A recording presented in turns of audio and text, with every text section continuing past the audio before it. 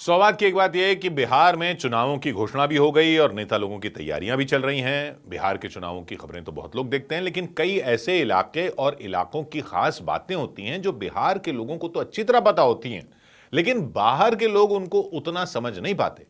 तो बिहार के चुनाव को समझने के लिए थोड़ा बहुत बिहार को भी समझना जरूरी है। कोई कहता है सीमांचल में इस बार ये हो रहा है, वो हो रहा है, या मगध में फला फैक्टर काम करेगा। तो ये सब बिहार के लोग तो समझ जाते हैं, लेकिन बाकी लोगों को ज्यादा आइडिया नहीं लगता। तो थोड़ा सा बिहार के इलाकों को पहले समझने की कोशिश करते हैं।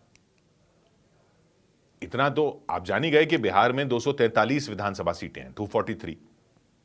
तो समझते हैं जरा कि कौन से इलाके में कितनी सीटें फैली हैं और वो इलाके हैं कौन से और हैं कहां पर, और सीमांचल पर इतनी बात क्यों होती है, या मिथिला कौन से इलाके को कहते हैं, मगध कौन से इलाके को कहते हैं, ये सब देखते हैं। तो पहले तो बिहार की लोकेशन समझ लेते हैं। बिहार के उत्तर में है नेपाल, दक्षिण में है झारखंड। नक्शे में ऊपर नीचे तो ये सीमाएं हैं, यानी ऊपर उत्तर में अंतर्राष्ट्रीय सीमा है नेपाल की। तो जो ये अंतर्राष्ट्रीय सीमा है, क्या उसको सीमांचल कहते हैं? नहीं, वो सीमांचल नहीं है। उत्तर में नेपाल है, दक्षिण में झारखंड है, तो पश्चिम में उत्तर प्रदेश है और पूर्व में क्या है? बंगाल। तो सीमांचल असल में बंगाल से लगने वाले एक हिस्से को कहते हैं। बंगाल से लगने वाले बॉर्डर के एक हिस्से को कहते हैं, लेकिन उस डिटेलिंग में बाद में आते हैं। पहले तो ये लोकेशन हो गई, उत्तर में नेपाल, दक्षिण में झारखंड, पश्चिम में उत्तर प्रदेश, पूर्व में पश्चिम बंगाल। ठीक। और बिहार में कुल जिले हैं 38। इन 38 जिलों में ये 243 सीटें बटी हुई हैं। बिहार के लगभग बीच से बहती है गंगा नदी, यह ध्यान रख लीजिए। इन 38 जिलों को भी अलग अलग इलाकों में जोड़कर बनाए हुए हैं प्रमंडल। तो कुल 9 प्रमंडल है, मतलब 38 जिले, 9 प्रमंडल। हर प्रमंडल में कुछ जिले होते हैं। तो आइए उत्तर प्रदेश की तरफ से चलते हुए प्रमंडल देखते हैं। गंगा नदी जहां बिहार में एंटर करती है, वहीं उत्तर से, बिहार में बीच से एंटर करती है, ऊपर से उत्तर की दिशा से गंडक नदी भी बहती हुई आती है और गंगा नदी में मिलती है। तो एक ट्रायंगल बनता है नक्शे पर, एक त्रिकोण बनता है। उसमें एक प्रमंडल आता है बिहार का जिसको कहते हैं सारण प्रमंडल। इसमें 3 जिले हैं, गोपालगंज, सीवान और सारण। गंगा के उत्तर में, यानी गंगा के ऊपर का इलाका और नक्शे में, और गंडक नदी के पश्चिम का इलाका, यानी ट्रायंगल। एक तरफ यूपी, दूसरी तरफ गंडक नदी, तीसरी तरफ गंगा।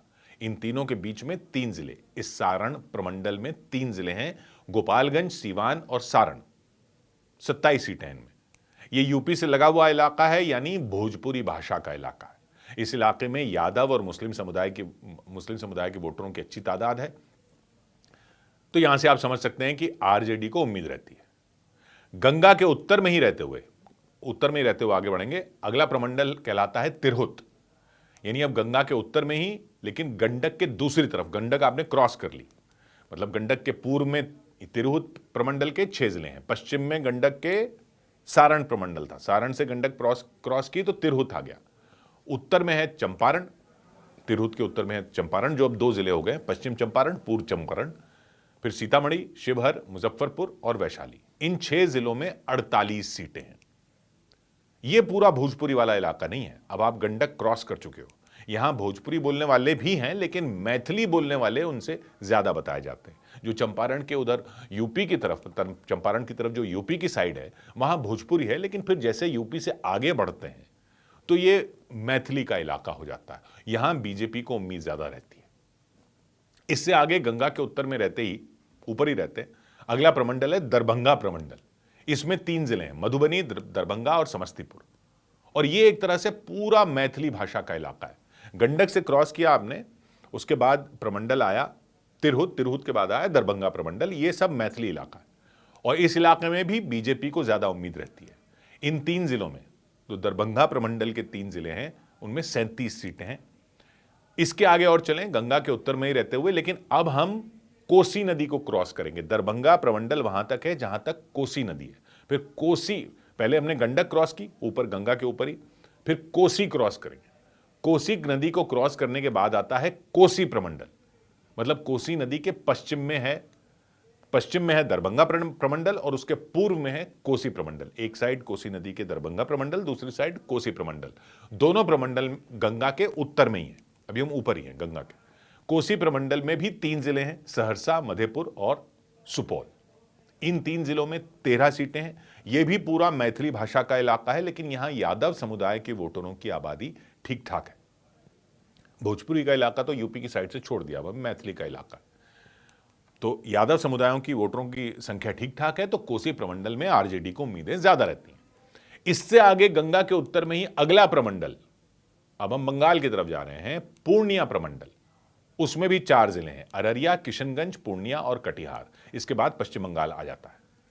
तो ये जो प्रमंडल है, इन 4 जिलों का, अररिया, किशनगंज, पूर्णिया और कटिहार, इस प्रमंडल को ही मोटे तौर पर कहा जाता है सीमांचल, क्योंकि बंगाल की भी बहुत संकरी सी पट्टी है, वहां पे संकरी सी जमीन है जहां ये बॉर्डर है बंगाल का, क्योंकि उसके आगे ही बांग्लादेश है। तो इसको कहते हैं सीमांचल। इन 4 जिलों में 25 सीटें हैं। यहां मुस्लिम आबादी ज्यादा है, तो यहां मैथिली के साथ उर्दू भी बहुत बोली जाती है। तो वहां से हम शुरू हुए थे यूपी से, भोजपुरी, फिर मैथिली का एरिया आया था, फिर ये उर्दू का एरिया आ जाता है, क्योंकि ये मुस्लिम आबादी ज्यादा है। ये इलाका है जहां से विपक्षी गठबंधन को बहुत उम्मीद रहती है, यहां मुस्लिम वोटर बहुत हैं। यहीं से असदुद्दीन ओवैसी की पार्टी को भी बहुत उम्मीद रहती है। तो ये देख लिया हमने गंगा के ऊपर के प्रमंडल। सारण से चले आए हम तिरहुत, तिरहुत से दरभंगा और दरभंगा से कोसी, कोसी से सीमांचल, ये पूर्णिया प्रमंडल, यूपी से बंगाल चलते हुए गंडक नदी तक सारण, गंडक को क्रॉस करने के बाद सारण के आगे तिरहुत, तिरहुत के बाद कोसी नदी तक दरभंगा प्रमंडल, फिर कोसी क्रॉस करने के बाद कोसी प्रमंडल, फिर बंगाल की सीमा तक पूर्णिया प्रमंडल। सारण, तिरहुत, दरभंगा, कोसी, पूर्णिया। अब ये 5 प्रमंडल आप समझ लीजिए मोटे तौर पर हैं, ये गंगा के उत्तर में। हालांकि मुंगेर प्रमंडल में ये फॉर्मूला नहीं लगता मोटे तौर पर गंगा वाला, लेकिन अभी आप मोटे तौर पर हम मान रहे हैं। फिर अब हम चलते हैं गंगा के दक्षिण में, और फिर यूपी से शुरू करते हैं बंगाल की तरफ, और अब चलते हैं गंगा के दक्षिण में। तो सबसे पहले आता है यूपी से स्टार्ट करते हुए गंगा के दक्षिण में नीचे पटना प्रमंडल। 6 जिले हैं, कैमूर, बक्सर, रोहतास, भोजपुर, पटना, नालंदा। 57 सीटें, बड़ा प्रमंडल है।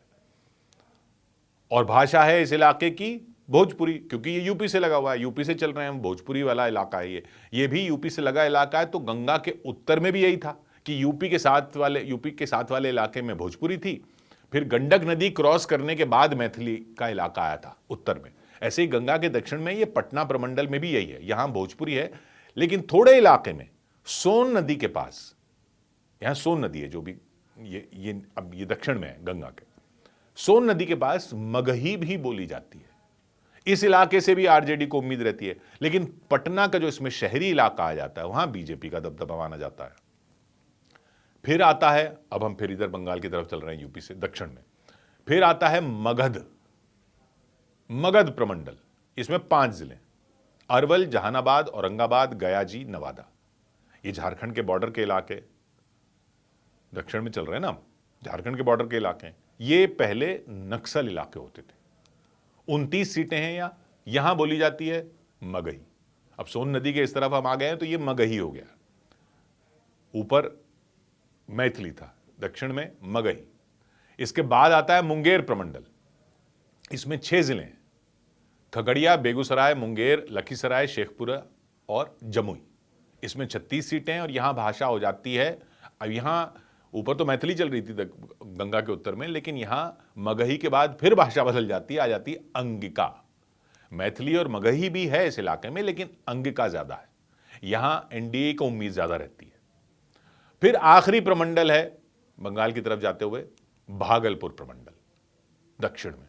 इसमें 2 जिले ही हैं, भागलपुर और बांका। इसमें बंगाल और झारखंड से लगा संथाली आदिवासी इलाका आ जाता है। भाषा यहां पर अंगिका है, अंगिका ही उधर से देखी थी ना हमने मुंगेर प्रमंडल से, अंगिका ही यहां पे ज्यादा है, कुछ संथाली है जो आदिवासी इलाके में। तो ये मुख्य प्रमंडल हो गए। अब इतना तो समझ में आया कि गंगा के उत्तर और दक्षिण से बांटकर बिहार को समझा जा सकता है। यूपी की साइड के इलाके में भोजपुरी है, उत्तर में भी दक्षिण में भी गंगा के। फिर गंगा के उत्तर में मैथिली आ जाती है भोजपुरी के बाद, और दक्षिण में मगही और अंगिका आ जाती है मोटे तौर पर।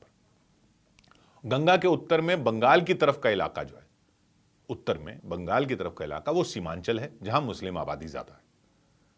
बाकी आगे समझते रहेंगे। 100 बात की एक बात।